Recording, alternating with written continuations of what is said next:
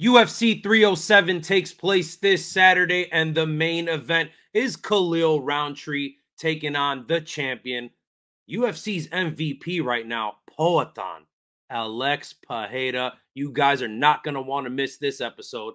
Chama.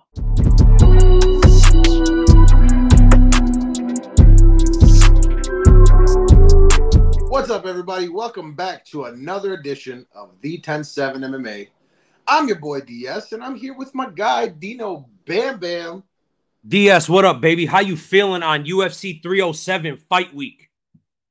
I'm actually pretty tired, my friend. I'm not gonna lie. I'm a little sleepy, eepy boy. But it is Alex Pereira fight week, so you know I'm still pumped enough. Just the thought of Poatan's got me bricked up, brother. That's what I'm saying. We got the bricks behind us. You're bricked up. Everybody's bricked up for Poatan. But look, Dino, you told me you were tired. You texted me a couple minutes ago. You're like, we got to get through this shit because I'm pretty fucking sleepy. But you know what, bro? Is it the best card? No. But we got Poatan. We got the UFC's MVP, the most popular fighter in the UFC today. We dropped a video on that. Y'all should go check that out. We talk about Poatan's rise. We talk about what he means. And hey, dude, to me, Dino, for my money, not to ruin that other video, he's the biggest star in the promotion today, and he's the biggest star we've had in damn near a decade. I fully agree, man. I fully agree. He's the man. And, you know, the rest of the card, you know, there are a couple decent fights, but it's not like the strongest card. But, you know, when you have such a big name, when you have the MVP, as you yourself said, at the top of the card, you can kind of, you know, throw some bullshit at the end. So, yeah. Even if it's a pay-per-view. All right, before we get into the fights and the breakdowns and the analysis and all that good stuff, why don't you tell everyone where they can find us and what they should do? Chama. Look, you guys can find us right here at the 10-7 MMA. You found us. That's part one. Step two in this process, click the like button, click the subscribe button, ring the fucking bell. Dino? Bloop. Guys, that's the sound of the bell. You click it. It makes that fucking sound. If it doesn't, try it again. Message us on Instagram at the10-7MMA. If that doesn't work, like this damn thing at the bottom says, you can also find try it again. If it doesn't make a sound, try it again. That's what I'm saying. You can also message us there. Just try again.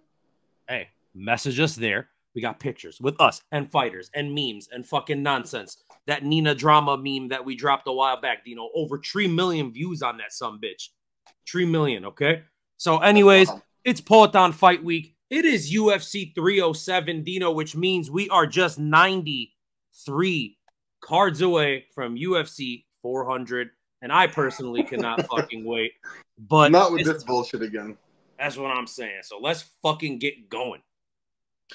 All right, let's jump right into it, man. I will say we were supposed to get Movsar Evloev and Aldo on this card, too. We were supposed to get Movsar Evloev on the podcast, too. He was supposed to join us, but that apparently fell apart, too. Sick. Thanks for nothing, bro. Movsar, kill a bitch. Imagine. I'm just kidding. I'm Aldo gang, so I'm cool with that. Bet. All right, man. Let's jump right into it. I think we have 11 fights on the docket. Starting off with two wily veterans, to say the least. The record's going crazy. Tim Means versus Court McGee. If those names sound familiar, it's because they've been around since the fucking dark ages. So, Dino, I'll let you take this one first. Thanks, brother. That's how we always do it here at the 10-7 MMA. So, look, Dino, we decided, guys, by the way, this is to Dino and to you guys, we're going to kind of blaze through this. We're going to try this new approach to the full card breakdowns. We're not going to give as much insight because nobody gives a fuck about all that. They want to know who we're picking. They want to sprinkle some money on it, and that's what the fuck they want. So, look, Court McGee, let's start with his strengths, Dino. He's durable as hell. He's got some damn good cardio, grinding style. As you mentioned, he is a veteran. He's been around for forever. His wrestling ability is pretty damn good. Keeps up a good pace, and he does really well in these, like, long, drawn-out dog fights. He's taking on the dirty bird, Tim Means. Nice to see Tim Means and Kevin Holland on a card again together. Tim Means is a technical striker, really good in the clinch, good elbows with that long-ass frame, dangerous in striking exchanges, and he can grapple when needed. Look, Dino, these are two veterans, right? They're both well-rounded. Like, you're not going to be in the UFC for as long as these guys have been without being pretty damn good at everything. So, really, in this fight, I don't know what the fuck to pick. I'm going to go ahead and just pick the underdog, Court McGee. I think his pressure and his wrestling are going to make the difference. I think he wears Tim Means down, and Court McGee just wins via unanimous decision. I'm not going to bet this one, but if I were, there's not much separating these guys. Give me the dog, Court McGee. Yeah, I'm going to go the other way, man. I'm going to take the favorite, Tim Means. This is a fight where I genuinely don't know. I have no idea. I really don't. These are two old guys. One is 40. The other one is 39, I want to say. Tim Means is 40, I believe. Court McGee's 39, if I'm not mistaken. So, you know, look at the records. They both have a lot of losses. I mean, Court McGee basically has a two-fight win streak sandwiched between 2 3-fight losing streaks, right? And then after that, or before that, I'm sorry, he's basically alternating wins and losses to varying levels of opponent. These guys should both retire, man, at the end of the day. Who knows what's going to happen? There's too many variables here. When you got guys in the twilight of their career, right? Like, unfortunately, this sport is unforgiving, right? And the end comes quickly, right? You kind of tail off at some point in your career, right? After you pass your prime, and then you're not quite what you used to be, but you're still, 80% there, let's say. And then there's a massive drop off, right? I don't love that Tim Means is coming off a big ass knockout. But, is the chin really bad? It could be. Court McGee, maybe he can get a submission, but he hasn't submitted anybody in a hot minute. So I'm not touching this from a betting perspective, but I'm going to take the favor. I'm going to take Tim Means by decision. It could end up being a fun fight. Yeah, look, it could definitely be fun. Like we said, 2 vets, but I'm going to let you know why you're tripping, Dino. Tim Means is a man. He's 40, okay? So you got to take the younger fighter. We got Court McGee, basically a spring chicken, about 7 months younger than Tim Means. I'm taking the age, brother. Okay. All right. Let's move on to the next fight, which is Ryan Spann. He's a minus 310, a minus 245 favorite versus Ovince Saint Preux. This is some weird ass matchmaking, bro. I don't really understand. Well, I don't understand a lot of things actually in this fight. I don't understand what the fuck happened to Ryan Spann, right? This dude was putting people out cold. And then all of a sudden, I don't know if he's just like not taking his training seriously. I saw interviews with him specifically saying that he is, but then it's like one of those things where it's like, are you saying that because you weren't, right? Or you're not taking your training seriously? So I don't know, man, right? If this was when Ryan Spann was actually Ryan Spann and, was beating up on Dominic Reyes and whatnot, this is an easy knockout for Ryan Spann. Ovince Saint Preux, another old ass guy, another veteran of the sport. But to give Ryan Spann minus 245, I've seen it, I think, as high as minus 3 something at this point. It's fucking crazy to me, right? He has looked like a shell of himself. He makes really stupid decisions. He lost to Bogdan Guskov, which to me, Bogdan Guskov is not that good. He lost to an old Anthony Smith. It was a split decision, but I don't know, man. You should be winning those fights. I am not laying anything on this. I'll tell you that for sure. I don't feel comfortable whatsoever in that regard. I am still going to go with Ryan Spann, but man, Ovince Saint Preux, even in this, last couple of fights, we've seen he can go the distance, right? Ryan Spann, is he going to have the cardio, right? If he's not taking his training seriously, if he doesn't have the cardio, don't be shocked if Ovince Saint Preux wins a decision here somehow. So I am going to take Ryan Spann because, come on, dude, you really fucking need to. If he loses this, he should be cut. So I'm going to take Ryan Spann. I'm going to take him by decision, actually. I was going to say a second-round knockout, but I don't know, man. The cardio does scare me. Look, DS, you're 1,000% right on this fight, right? It should be fucking easily Ryan Spann. Like, this should be Ryan Spann, round 1, maybe round 2 knockout, without a doubt. But he has looked like shit. You said it. He's looked like a shell of himself. But Ovince Saint Preux, we were just talking about Tim Means not being a spring chicken at 40. Ovince Saint Preux's 41, man. And yes, he looked pretty good against Kennedy last time out, my boy Kennedy Nchekwu, but Kennedy kind of looked like shit in that fight. I don't, obviously Ovince Saint Preux. There's another guy who's wildly inconsistent. I'm saying, right? And then I wonder to myself, Ryan Spann should have more power than Kennedy, but who the fuck knows, man? Look, I'm going to pick Ryan Spann just because I have to. But like you said, if we get into like midway through round 2, we get halfway through this fight, and his cardio's kind of fucking failing him, I could easily see Ovince Saint Preux landing a takedown and landing that Von Preux choke that he's so famous for. So that wouldn't shock me, but I am going to pick Ryan Spann. I'll go Ryan Spann, round 2, TKO early on. And yeah, if he fucking loses this one, DS, he probably, like, I don't know about cutting the guy, but that's 4 in a row, man. I mean, it's not looking good. And there was a point where he looked like the next big thing in the weight class. So just weird. Again, I don't know if it's a training thing or, I mean, he hasn't had any like major injuries very recently that I'm aware of. So I don't know. All right, let's move on. Third fight of the night. We've got a banger of a fight. It's Carla Esparza. You know, when you see Carla Esparza on the card, there's about to be some fireworks. Carla Esparza, she's taking on Tecia Pennington, formerly Torres, at 115. What do you think about this fight? Holy shit. Okay, look, Dino, I'm going to be very forward here. Usually I'll kind of like fucking pussyfoot around it and just be like, no, I love, women's MMA. It's awesome. And these chicks are great and whatever. Carla Esparza, former champion. I'd say shit like that. But I'm feeling really fucking froggy today. I'm going to let you know these are probably 2 of my most hated people on the roster. And it's not because they're shitty fighters. I just don't like them. I just really it's because they're women. Right. Fuck them. Shout out my ladies. Love my ladies. But look, I was at that Rose Namajunas Carla Esparza fight. I already hated her before then. I hate her way more now.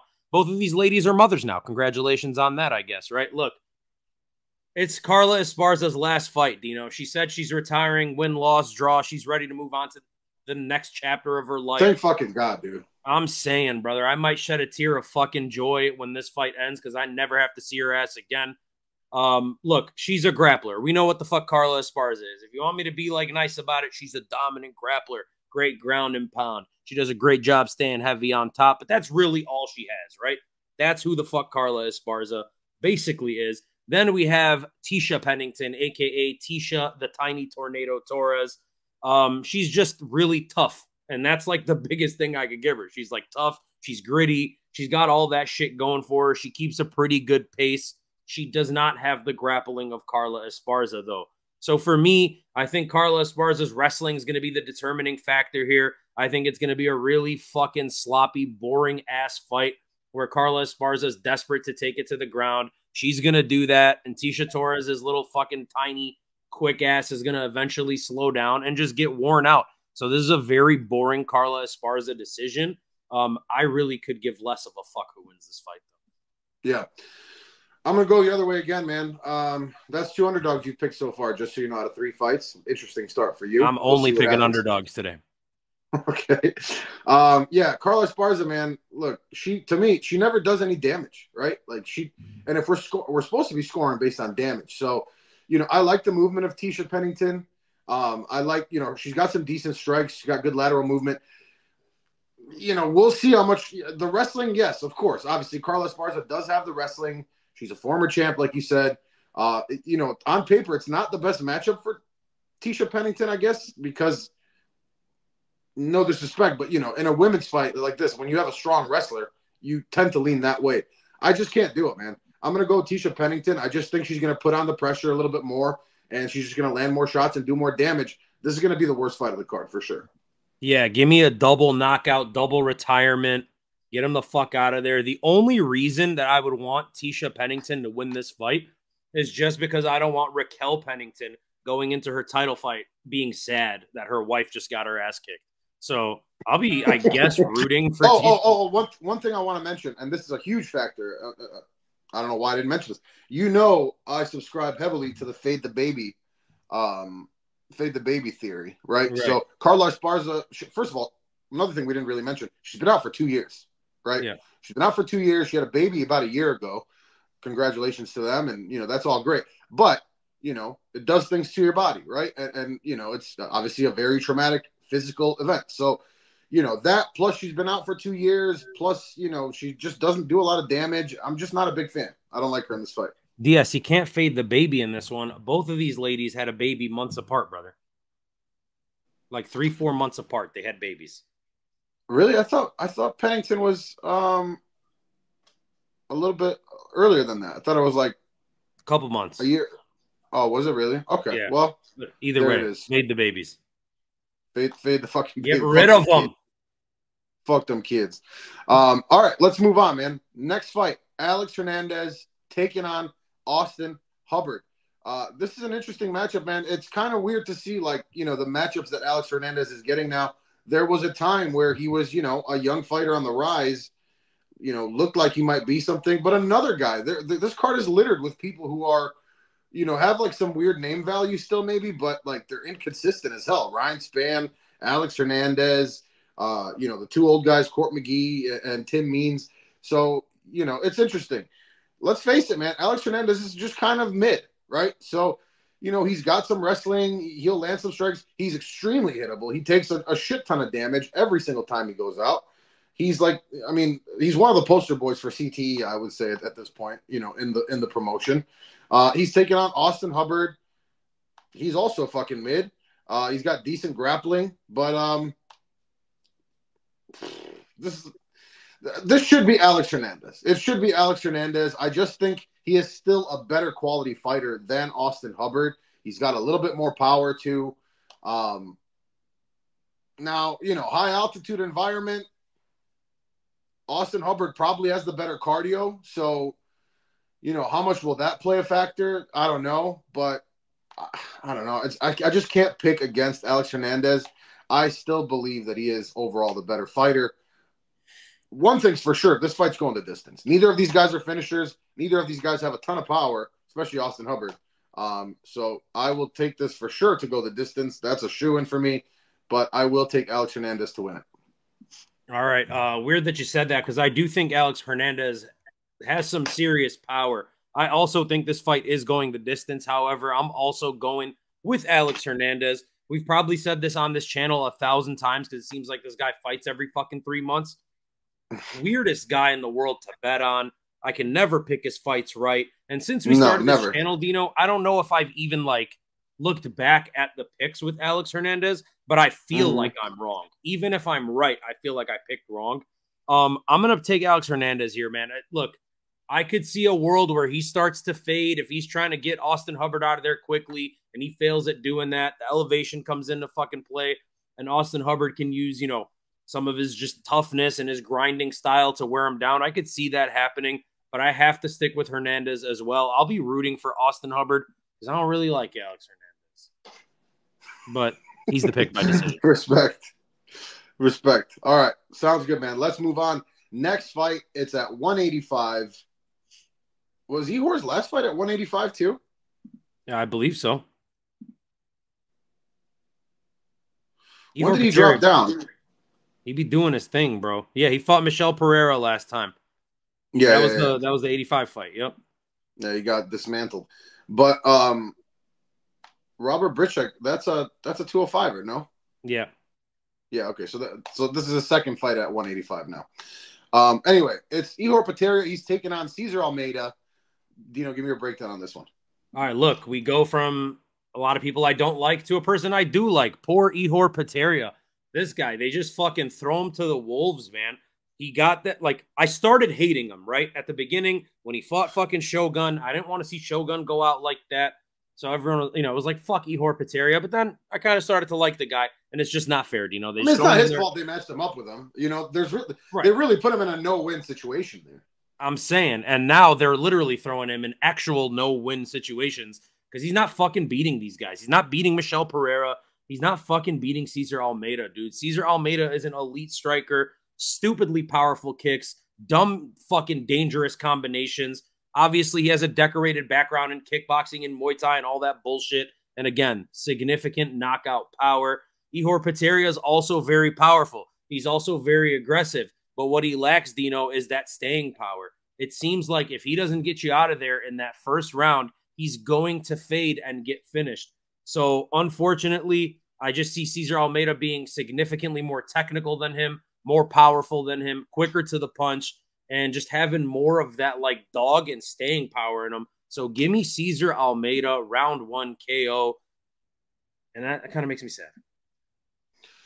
Yeah, it's brutal, man. Literally, when you look at, they're doing him no favors, and it's one of the more brutal lineups that they put him in the no-win situation for Shogun. He wins that, and people hate him for it because he just beat a legend, and he's old as shit. It's like Shogun chose to fight, right? And right. Ihor didn't he wasn't pushing for the matchup. They just gave him the matchup. So And then he got a couple killers. So, listen, I have nothing else to add, man. You pretty much broke it down exactly how I see it, too. Ihor Potieira is very dangerous in the first round. The issue is Cesar Almeida is even more dangerous, I would say, still even in the first round. So, Cesar Almeida, yes, he lost to Kopylov last time. Kopylov, decided to use some grappling. He was getting beat up on the feet, though, Kopylov was. So, Cesar Almeida, super dangerous. Not a ton of MMA experience, obviously. But, he actually showed me some decent grappling in terms of, well, relative to what he is, right? Relative to his skill set at this point. So, I'm going to take him, too. I'm going to take him by second round knockout. But somebody's getting knocked out here. If it's Almeida, I just don't see it, but it would be in the first round. So, and a little tidbit for those of y'all not really in the know, Cesar Almeida actually has a win over the main event Poatan Alex Pereira in kickboxing. I believe he was 1-2 against them in their trilogy. So yeah, and even in the losses, he didn't get knocked out. So right. So there's that. So I don't think Ihor is going to do it. All right, moving on. Next fight, we've got Marina Rodriguez. She is taking on her fellow countrywoman, Iasmin Lucindo. Big age discrepancy here. Marina Rodriguez at the twilight of her career as well. What the fuck is this card, dude? It's just like old-ass fighters like Esparza and Pennington and other Pennington. And this is like the senior citizen card. You know what I mean? It's fucking crazy. Yep. But, we got kind of a changing of the guard. Marina Rodriguez, obviously top of the division for some time now. She's taken on Iasmin Lucindo, who has looked very, very goddamn good. Has a record of 16-5 at this point. Beat up on Karolina Kowalkiewicz last time.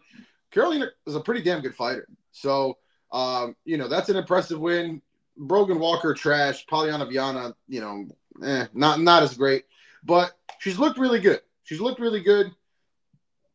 Excuse me.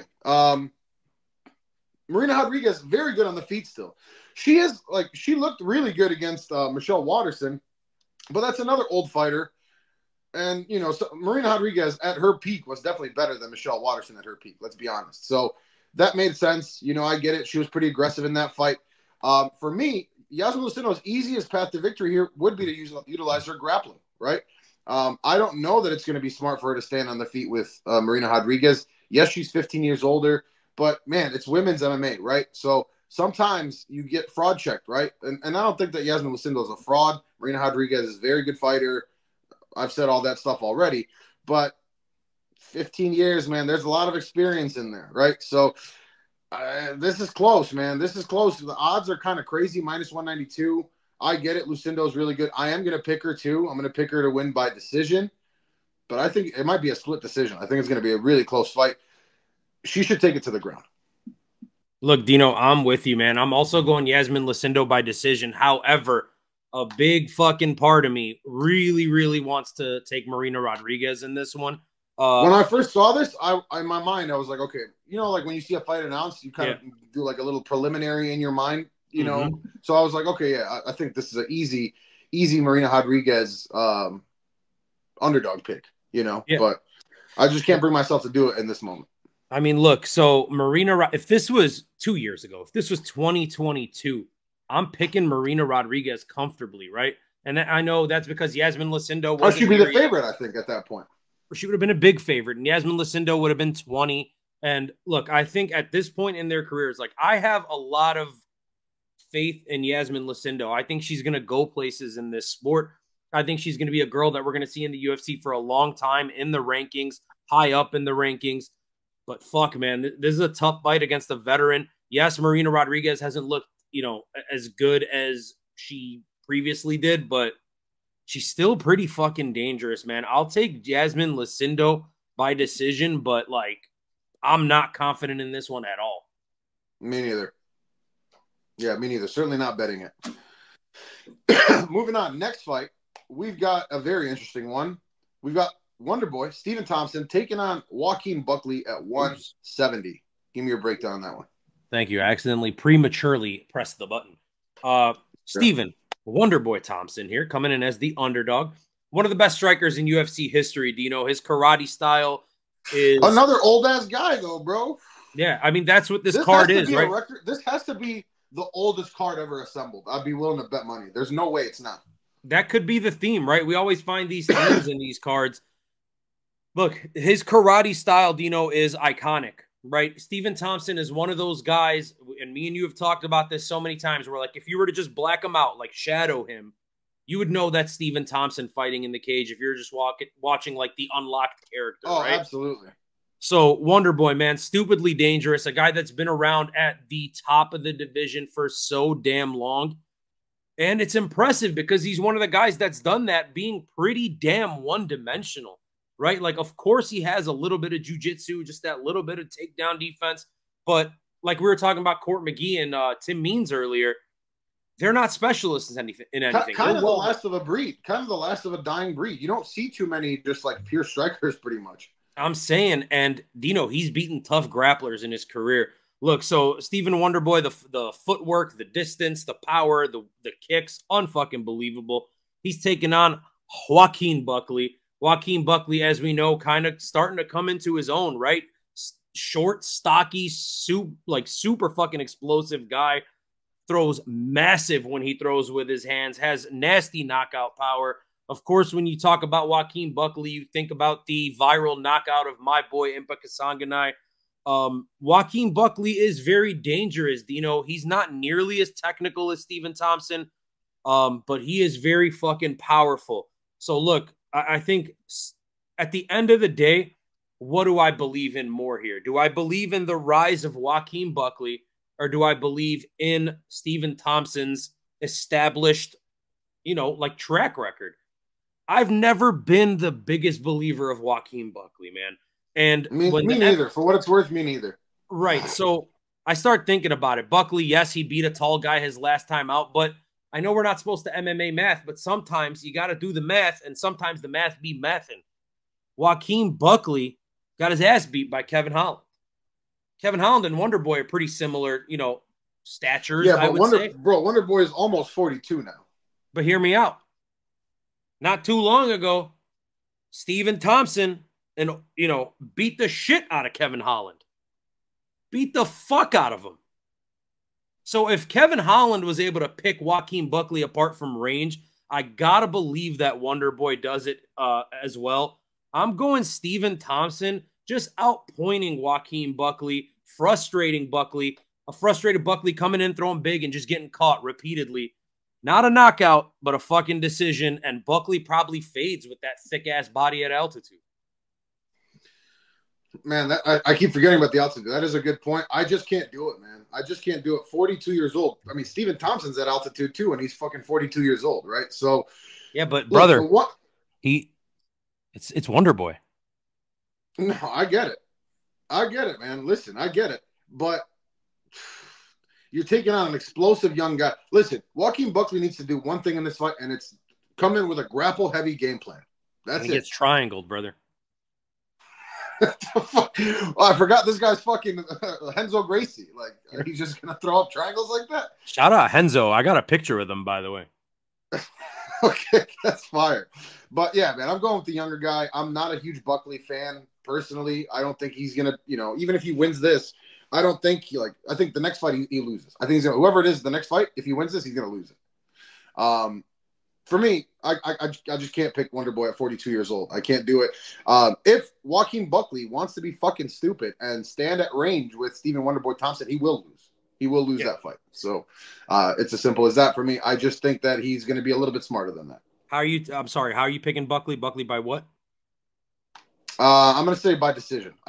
Wonder Boy is really good at staying out of the way of a lot of damage, right? So remember Shavkat, Dino, like, fuck, man. Shavkat struggled finishing Wonder Boy. It was a tough ask, Wonder Boy, he's not going to be finished like that, bro. And also, one more thing to note here. Hey, look, I'm all for making your bread. I get it. Put yourself out there. Be marketable. Be fun. I would prefer more UFC fighters did that.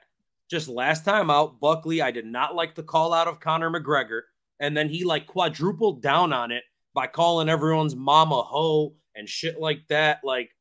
Yeah, I just didn't fucking like it. Like, that rubbed me the wrong way. So whatever. Stephen Thompson, brother, is my pick. All right. Now, next fight is an interesting one. It's Roman Dolidze. He's taking on Kevin Holland, who we just talked about. fuck, man. I hate this fight. I don't like Roman Dolidze, and it's not just because he piped down JP Bay's girl. You know, what's her name? Cheyenne Velismus. Yeah, it's been a while since we said her name, huh? Yeah, that bitch. I hate everyone we've talked about today. Yeah, but again, like. Yeah, it's a weird card, man. Look, Roman Dolidze, we know what he is. He fucking sucks on the feet, even though he's got power, technically. He's a strong guy. He's a physically strong guy, but fuck, man, he ends up in some boring-ass fights. He looks terrifying, but he's just really just a strong, physically strong grappler, right? Kevin Holland, he's not just a striker, right? He's got some good takedown defense. He's obviously got a very long frame. This is just, I'm still in my head right now going back and forth on how I want to pick this because Kevin Holland should dismantle Roman Dolidze on the feet, right? But Kevin Holland is another guy that is wildly inconsistent. His mindset is everything, right? And ever since he said that bullshit, that coping ass comment that he had about like he's not here to win a title and all this shit, like I hated that, dude. I really, really hate that. That stuck with me. So every time I pick a Kevin Holland fight, and listen, let's not take anything away from him, right? I mean, he still has put up some awesome performances. You just mentioned the Wonder Boy performance, right? That was a sick ass fight. He got his ass kicked. I would say he got his ass kicked, but I mean, shit, he landed some shots too. It was a fun fight. Okay.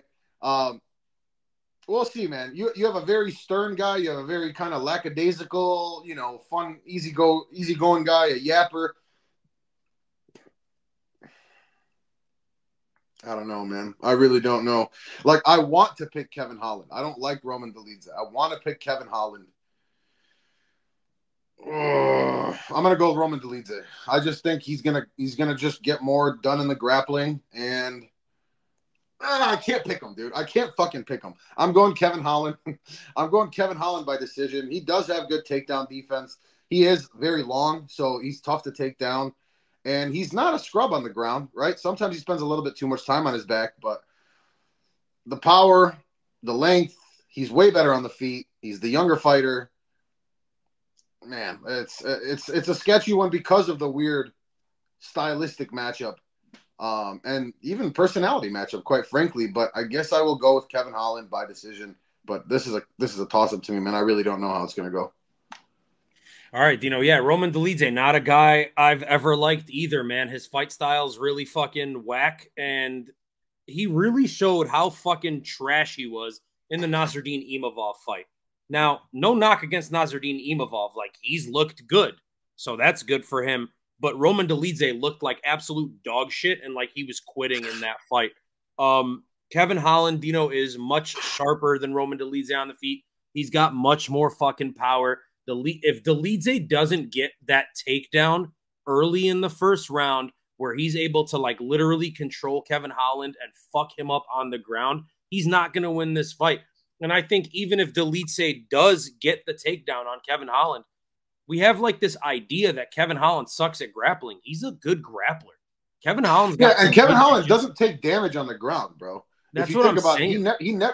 When have you seen Kevin Holland get grounded pounded, not counting the Hamzat fight, obviously? Like even with Hamzat, he showed some good scrambles, man, for as long as that fight lasted, right? So here's how I see this fight playing out. I see Dolidze failing a lot on the takedowns early in that first round, kind of getting picked apart at range. Round two comes along. Kevin Holland starts really fucking him up, putting damage on him with the hands and the kicks.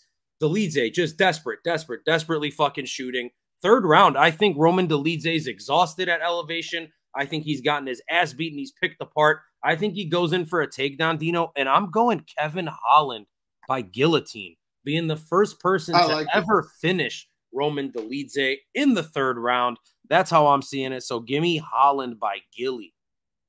Let's go, man. I like that's it. A good sprinkle. If you're going to bet something, that's a good sprinkle right there. Yes, sir. All right. Next fight, Kayla Harrison. She's taking on Ketlen Vieira. I'm sick to my stomach right now for Kayla Harrison because, no disrespect, I just realized that we're the same age. And she looks about 10 years older than me. So, and you're basically, what you're saying is you wouldn't fuck her with like my dick. Basically. we go, I mean, there's not a lot to break down here, but go ahead. All right, we got Kayla Harrison at minus 1050. Nice seeing such a coin flip fucking pick'em type of fight. Look, Kayla Harrison, we know what she's about, man. She's a judoka, an Olympian judoka. I believe she won some sort of medal. I think it was silver, multiple fucking. Oh no, she's a gold medalist twice, I think, right? Some shit. She did some crazy fucking judo shit. She's dominant, Dino. She has great ground and pound, great submission skills. She's just like, this is a terrible term, but she's like a man, like amongst boys. Like she really just beats the fuck out of these girls and like little bros them, right? Then you've got Ketlen Vieira. She's well-rounded. She's a strong grappler herself with some decent power. She's dangerous if she can get on top on the ground. Look, this looks like a no-brainer, right? It looks like Kayla Harrison should win this fight, but I'm going Kayla Harrison. I'm fucking with you. I'm going Kayla Harrison, round one submission. Fuck? I was playing around, brother. Kayla Harrison, round one sub. She should be fighting for the strap. Fuck Julianna Pena. Kayla Harrison should be fucking fighting for it. On this card, she is the champion. She's the uncrowned champion. She's better than all these women. Yes. Yeah.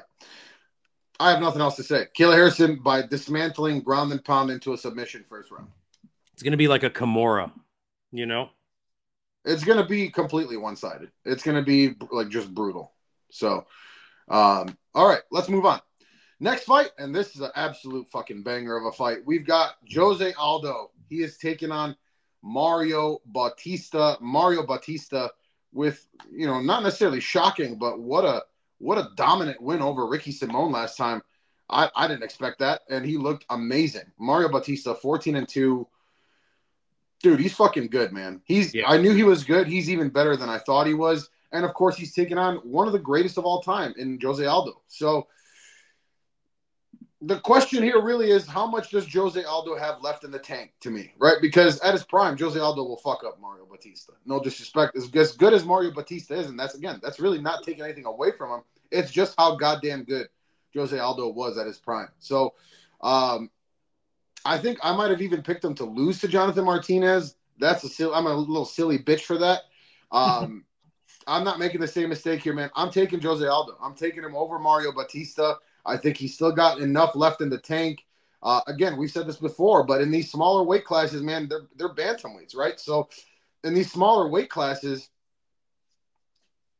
you can, you know, oftentimes it's you fall off quicker, but Jose Aldo is a special breed, right? He's a special kind of guy. You don't see, there hasn't been many of him, and there won't be many of him in the future. So I got to go with Jose Aldo, and he's a slight underdog. I don't know when you're going to get plus money on Jose Aldo again. This is going to be a banger of a fight. Mario Bautista, great prospect. He's really technical all around, puts on a great pace, great counterpunching. He's good everywhere, man. He's really good everywhere. Aldo, maybe not as fast as he once was, but he's every bit as dangerous, and he's very smart as a fighter. I think it's going to be close on the feet, but I just think still Aldo is just a bit better on the feet, and I do expect the fight to play out pretty much entirely on the feet. What's the method, brother? Decision, sorry. All right, I like it. So look, Dino, we talked about Alex Hernandez, a guy I'm notoriously bad at fucking picking. I'm really good at picking Jose Aldo fights, okay? That's something I'm going to toot my own horn here. So Jose Aldo. I'm taking the King of Rio, man. Look, I like Mario Bautista a lot, Dino. I think he is a very good fighter. I think he's one of the more underrated fighters in the UFC. And if he wins this fight, no, that'll no longer be the case, right? A lot of people are going to learn about Mario Bautista this week. Man, if he wins this fight, dude, he's fighting for a belt. Or damn close to it, right? And a lot of people, a lot of casuals are going to get introduced to this guy this week, but it is by far the biggest fight of his career. You know, we start looking at his resume, right? In the UFC, what's his UFC record? Give me a second here. He is 8-2 in the promotion. That's really fucking good. His two losses are to Corey Sandhagen and Trevin Jones. And since then, he's been on like a 6-fight win streak. Now, in the 6-fight win streak, it's a little weird to me, right? Like, yes, he beat Ricky Simon last time out, but Ricky Simon clearly not the same fighter he used to be. Impressive win versus Damon Blackshear, but then Guido Canetti, Benito Lopez, Brian Boone Keller, Jay Perrin, like these are not top of the food chain guys. So yes, he's looked really fucking good, But and let's be real. Let's be real, man. It's not like, yes, you looked at Ricky Simone is also not, I think, what we thought he was. Yeah. So there's a bit of that in there too. Plus, it's Ricky Simone who never became who we thought he would be, and he's on the way out, right? Like, he's fading. He's not the same fighter he even used to be. So, look, man, I like Mario Bautista. I think he's good. I just think Jose Aldo, like you said, pretty much is just that little bit better, Dino. I'm going to go Jose Aldo. I'll say decision. I wanted to say round 3, like a TKO, but maybe that's like me just being like, hell yeah, that's what I want. I really don't see it. I don't see a finish in this fight. Wouldn't it be cool, though? Wouldn't it be cool, though? I mean, it certainly would be, yeah. I would love to see Jose Aldo win, you know, and I do think that Mario Bautista, this is a nice fight for him because it's such a big step up. He has really nothing to lose, right? He has a huge opportunity in front of him, but he has nothing to lose, really. If he loses to one of the greatest of all time, even at 38 years old. But again, another old-ass guy. So this card is littered with these old-ass guys. And by old-ass guy, I mean guys that are like 5 years older than me. Basically. All right. Let's move on. Next fight is just something. It's Raquel Pennington. She's taking on Julianna Pena, as you mentioned earlier. Why? Why do you have Kayla Harrison on the card and she's not fighting for a belt? Lord knows. But instead you have Julianna Pena, probably because she's become the most obnoxious women's fighter in the UFC and the most delulu-ass person in the UFC outside of maybe Anthony Smith. But go ahead and give me your breakdown on this one. You know, look, I'm going to start off with 2 different things. Number one, I got to piggyback off of what the fuck you were saying about Julianna Pena. Like, holy shit, man. Like, just somebody I can't stand. I cannot stand when she's talking. She's always yapping about some fucking nonsense. That used to be your girl, bro. I liked her just because she was a Chicago girl. You know what I'm saying? So it's like, I'm down. I'm always going to have that, like, predisposed tendency to, like, root for Chicago people. But, like, fuck, how hated can you fucking get? Yes, she beat Amanda Nunes at UFC 269. In that rigged-ass fight. And yes, I made a lot of money because I parlayed her and Charles Dubronx in the main event. So I went out to the club that night. I had some bottles on Julianna Pena. That was awesome. Let's fucking, you know, it's cool. But she got her fucking ass beat, you know. She got her ass beat the next time out. And she refuses to accept that. She just acts as if, like, okay, I lost the decision, but I finished you. It's like, no, bitch, you didn't just fucking lose a decision. You got fucking assaulted on national television for 25 minutes. There was a chunk of your forehead on the cage. Like, insanity that she plays that card. And she's saying, like, this is my belt. Raquel Pennington doesn't deserve it. Like, you don't fucking deserve it. You lost. Anyways, I have a lot more to say about Julianna Pena, but let's move the fuck on. So let's start with the champion, Raquel Pennington. Oh, one more thing. Dino, by the way, me and you, both of us, undefeated in women's title fights this year, okay? Oh, undefeated. Shit. We are perfect. So we know what the fuck we're talking about. Raquel Pennington, what's her style, Dino? I don't know. She's tough. She's durable, right? She's like fucking scrappy. She's safe as hell. She's such a safe fighter. She's literally a throwback to like what women's MMA was, right? We're in that evolutionary stage where like these new girls that are coming in, some of them are like really fucking dynamic. They have specialties and they're really fucking good. They've got Raquel Pennington is right. Raquel Pennington is truly just like a pioneer of women's MMA, and she has that old school, you know, that old school women's MMA fucking tendency. She's good. She's been around forever. She's well-rounded, a la Court McGee and fucking Tim Means. Then we have Julianna Pena. She is more similar to Carla Esparza. So she's a grappler. She's got fucking relentless ground and pound. Like, she's got the pressure, the ability. And yes, she's absolutely relentless. You know, she's delusional, but the relentlessness in Julianna Pena is like this built-in stubbornness. Like, she's not willing to go.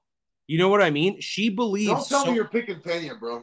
She believes so fucking hard in herself that she's not willing to go. Are you picking Pena? I'm picking Julianna Pena, man. Unfortunately, I think her aggressive style, her grappling is going to wear down Raquel Pennington. Earlier this year, we saw Raquel Pennington wear down Mayra Bueno Silva.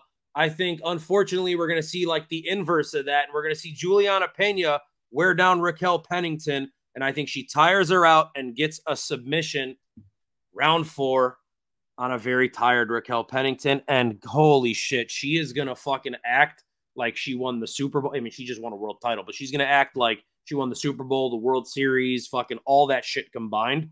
And she's going to duck the fuck out of Kayla Harrison. You can't. Kayla Harrison's next. She'll try. I would love to see Julianna Pena win just so I could see her get fucking wrecked by Kayla Harrison. How are you going to – you can't duck her either, unless she's retire. She's already saying, like, she's already been talking about she doesn't deserve a title shot. She came in and beat a 42-year-old Holly Holm. That's not, like, you deserve a title shot? Like, come on, bro. Come on, bro. Yeah, well, it's interesting to me that you say – because to me, it's Raquel Pennington that has more of that never give up kind of, you know, dog in her, right? Well, I mean, you know, it's this, I'm sorry, really quickly. I want to cut you off right there. My bad. It's this new Julianna Pena, right? It's Julianna Pena from 269 with like a chip on her shoulder. 269 to now, right? She was asking for the Amanda Nunes fight for years. I think, not thinking she would ever get it, but got so confident in beating Amanda Nunes that now she thinks she's way better than fucking Ronda Rousey and Amanda Nunes and Shevchenko, who she's fucking lost to. But yeah, go ahead. Sorry. No, it's all good, bro. I'm gonna take Pennington, man. I think the grappling is. I think Pennington's grappling is better, quite frankly. I don't think she's gonna do a ton of damage, but I think she'll win the grappling scrambles for the most part. On the feet, this is gonna be a fucking terrible fight, bro. This is gonna be a god awful fight. This is the worst division in the entire sport, or in the entire promotion, I should say. I guess. Yeah, give the goddamn title to Kayla Harrison. This fight shouldn't even be happening. I'm going to take Raquel Pennington by decision. Raquel Pennington also trains at elevation. So, you know, that you mentioned she might be, I don't see her being the one that's tired, you know? I think they'll both be fighting till the end, but I'm just going to side with Raquel Pennington here. So one of us is going to be wrong. One of us is going to be wrong. The streak will go. One of us will finish the year probably, unless Wei Lee fights again in December. One of us will finish the year perfect on women's title fights. And, brother, I hope it's you. From your mouth to God's ears, I would love to see Julianna Pena get fucked up. Yep. Period. All right. And then we've got our main event, of course. Alex Pereira taking on Khalil Rountree. There's not much to say here in terms of the matchmaking, right? This is just a matter of they didn't want to give it to Ankalaev. They said he's next. Khalil Rountree kind of looks into basically they just wanted Alex Pereira to fight again, is what it feels like to me, right? Yeah. So, yeah, it looks like they just want him to fight again. Khalil Rountree has made some noise. He's won a lot of fights recently. Look, Khalil Rountree has a lot of power, man. He has an inspirational story, as we've all heard, just like Poatan does, right? These are two killers, you know? It's just for me, man. Again, Alex Pereira is the most terrifying fucking man in the weight class, in the sport, like maybe period, just the scariest guy on the planet. Unless Alex Pereira has like an injury or like I don't know, like a bad weight cut or something like that, I just don't see Khalil Rountree winning this fight. He's not going to outpoint Alex Pereira, right? So basically you're banking on him getting a knockout. And in my opinion, man, when we've seen Khalil Rountree take on guys who are just as aggressive, who aren't going to back down, right, and who are going to throw with power back, he's not the same fighter as when he's fucking throwing soccer kicks to people's ribs, right? So there's no way, man. To me, there's no fucking way. Alex Pereira, I'm going to say by second round knockout here. I guess I could see it going to decision, maybe, but I don't think so, man. That'll be interesting to see. If it goes to decision, I'll be fucking shook. But I'm going to say Alex Pereira, second round knockout. There's not a whole lot here. All right, Dino, look, couple things, right? You mentioned, yes, this should be Magomed Ankalaev. Like, that's the matchup that makes the most sense. That's the rightful guy at 205. However, they have Ankalaev versus Rakic happening. The winner of that fight guarantees themselves a title shot. Unless Khalil Rountree. If it's Rakic, I don't think he gets that, dude. He should, though. But either way. Rakic? Yeah, because, I mean, who's left at 205, right? He just lost. Dino, I understand. But what I'm saying is if he beats Ankalaev, Who the fuck else is You're saying like a Rountree situation where it's like, I mean, yeah, like he's the next guy. Like you can't do Yuri, you can't do Jamal Hill, you can't fucking do Rountree anymore. You can't do Ankalaev. He just lost his last fight. Rakic beat the #1 guy. He gets it, right? So the winner of that fight gets the title. I guess you're right, man. I guess you're fucking right, dude. The only way that doesn't happen, of course, is if Khalil Rountree wins this fight. Then Alex Pereira automatically gets a rematch. He's earned that. He deserves that.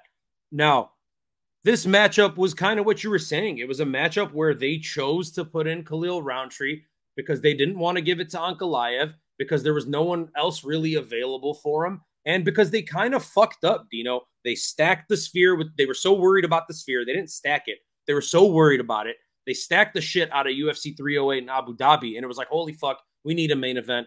Who comes to save the day? Poatan for the second or maybe third time this year saving a card, which is absolutely fucking bananas and just adds to his lore.